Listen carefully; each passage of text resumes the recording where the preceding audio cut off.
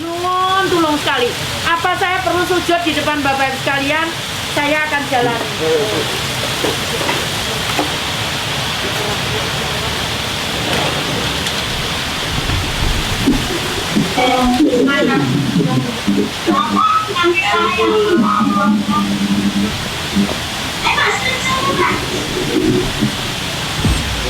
Memang kondisinya berbeda dengan bidul kemarin-kemarin, tapi kita harus percaya bahwa tidak mungkin Tuhan menurunkan ini tanpa suatu rencana. Tidak mungkin. Kita ambil hikmahnya saja, ambil positifnya saja. Bapak Ibu sekalian, coba kalau dulu saya bertemu dengan Bapak Ibu sekalian, pasti nyiapkan sehari sebelumnya, 2 hari sebelumnya.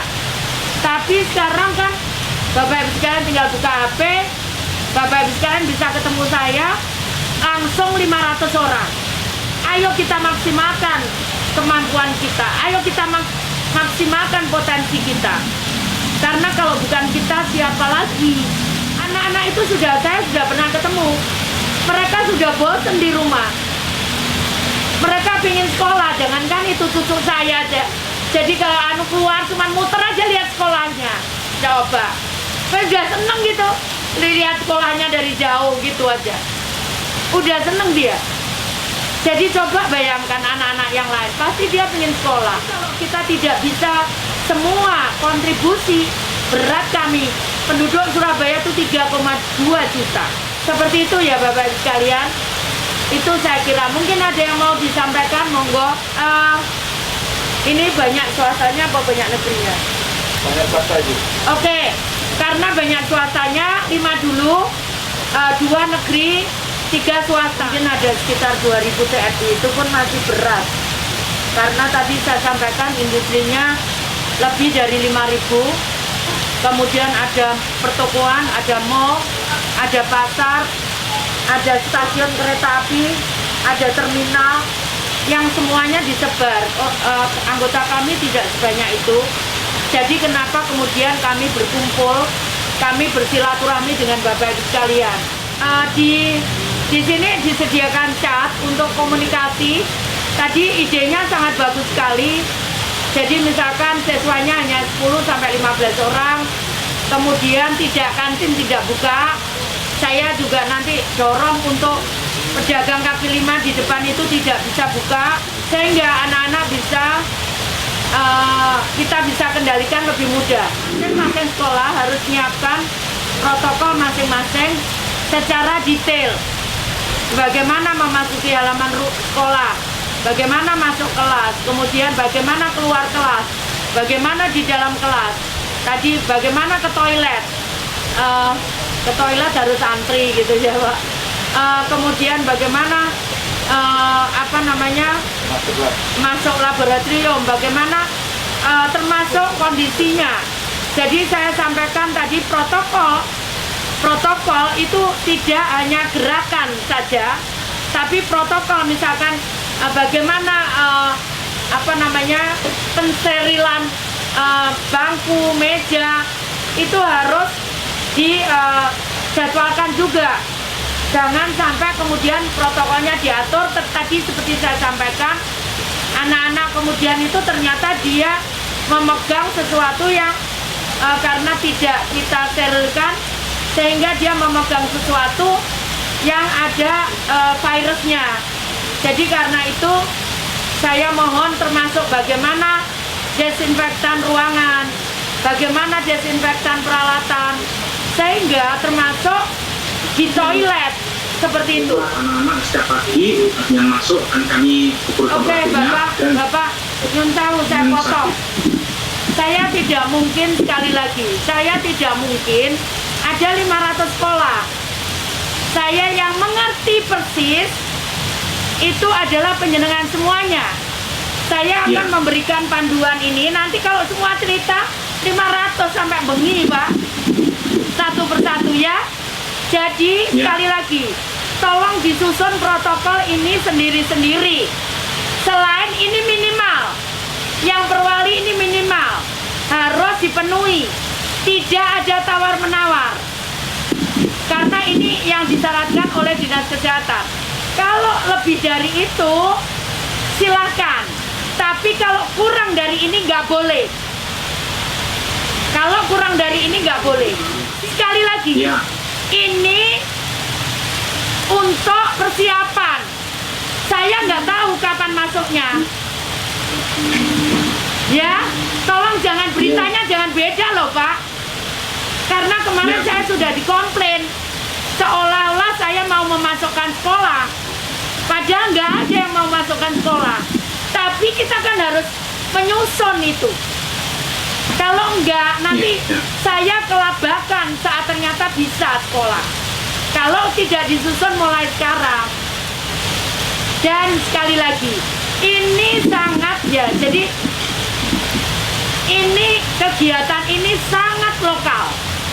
Karena yang mengetahui persis mana toilet, kondisi toilet bagaimana, nanti anak-anak kalau ke toilet itu gimana, kondisi halaman bagaimana, kondisi kelas bagaimana, satu ruang kelas itu bisa berapa, kemudian bagaimana nanti anak-anak kalau pulang sekolah, bagaimana anak-anak kalau masuk laboratorium, dan sebagainya dan sebagainya.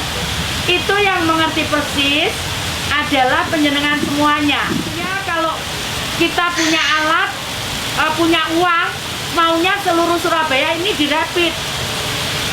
Tapi barangnya nggak ada, beli aja lah sulit Pak. Karena ini seluruh dunia, sedangkan kita tahu bahwa alat rapid itu hampir 100% itu impor. Kalau ngomong kurang, saya pun juga kurang petugas. Tapi kan nggak bisa. Kalau saya cari petugas, duitnya dari mana untuk bayari? Ya Pak, tolong dipahami. Satu-satunya anggaran yang tidak dipotong itu adalah pendidikan. Satu-satunya. Yang lain dipotong semua. Termasuk anggaran saya. Dipotong semua. Kecuali pendidikan. Saya tidak mau pendidikan dipotong. Kalau saya cari uang lagi, dapat uang dari mana? Sekarang warga nggak bisa bayar pajak kondisi ini. Mereka nggak bisa kerja. Bahkan banyak yang PHK. Tolong mengerti keadaan ini Bapak. Saya mulai jam 5 pagi Pak di sini. Bukan kita nggak kerja. Kita kerja Pak. Saya jam 5 pagi, petugas sudah berangkat jam 6 pagi. Begitu ya Pak, Bapak Ibu sekalian. Sekali lagi, ayo maksimalkan tenaga Bapak Ibu sekalian. Kalau minta bantuan kami petugas, tidak ada. Saya jawab tidak ada. Saya nggak mau basa-basi, tidak ada. Tidak ada Pak, berat kita. Jadi saya nyuwun tulung sekali. Nyuwun tulung sekali. Monggo partisipasinya Bapak Ibu sekalian. Saya jaga ini 4 bulan, PMK itu enggak pernah berhenti. Satpol PP Linmas enggak pernah berhenti. Saya takut mereka sakit kalau mereka nggak kuat, tapi itu harus dilakukan. Ayo kerjasama dengan wali murid. Itu saya sudah senang sekali tadi. Kita nggak ada orang Pak. Kota ini kota besar. PKL harus diawasi. Orang di jalan, karena Bapak Ibu sekalian, 50% penyumbang penularan itu kalau nggak pakai masker. Nanti kalau Bapak Ibu sekalian tidak percaya bisa datang ke balai kota bagaimana kami bekerja. Saya nyuwun tulung.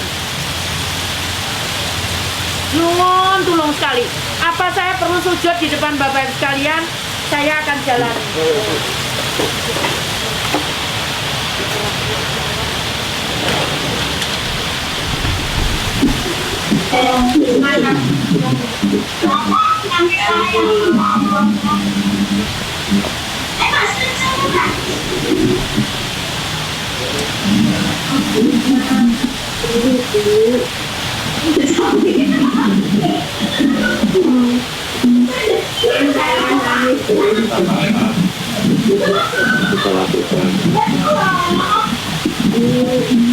Itu bukan dia bantu ibu. Masak Umami nggak tahu Pak Kominfo. Ibu sabar ibu jaga imun, ibu jaga kesehatan Bu. Berat Bapak Ibu sekalian, berat sekali. Jadi saya mohon bantuan Bapak Ibu sekalian. Berat sekali, berat ini Bapak Ibu sekalian. Saya kalau tidak begini mungkin sudah banyak warga Surabaya yang tertular. Tapi karena saya benar-benar lakukan, jadi banyak sekali yang bisa dicegah. Jadi saya mohon maaf sekali. Nggak mungkin kami bisa kerjakan semuanya. Saya tahu kekuatan saya. Kalau ada pasti saya beri. Bapak Ibu sekalian tahu, ini saksinya Pak Pomo, Kepala Dinas Pendidikan. Malam saya pulang dari sini jam 9, saya masih ngadai yang namanya sanitizer untuk sekolah. Saya lakukan kadang sampai jam 11 katanya. Nanti setelah itu saya metakan itu. Saya juga nggak istirahat Bapak, Ibu semuanya. Jadi tolonglah saya. Kalau enggak kita semua bisa kena ini. Jadi mari sekalian. Kalau semua diserahkan ke kita nggak bisa.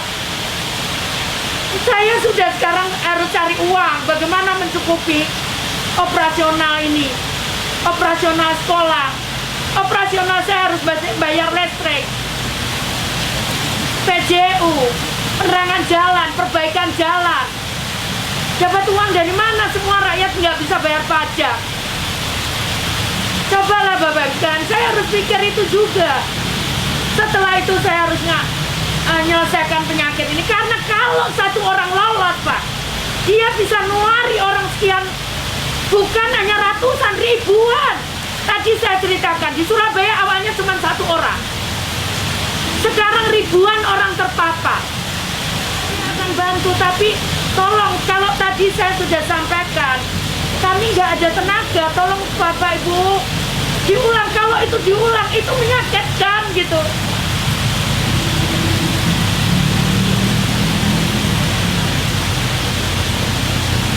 Kami semua sudah lelah Pak. Bapak nggak tahu betapa kalau kami ketakutannya. Kalau satu orang itu lepas, kami semua ketakutan. Kami harus cari di mana dia ada. Kita cari di kampung sebelah, kita cari kemana. Sampai suatu saat kita cari di Madura sana. Coba bayangkan Pak, apa tanggung jawab saya kalau tiba-tiba orang Surabaya, dia pergi ke tempat lain, dia nularkan di sana. Apa saya nggak ikut dosa? Itu kenapa kemudian kita harus cari semua yang sakit ini. Kamu ketemu siapa? Kamu ketemu siapa? Kamu ketemu siapa?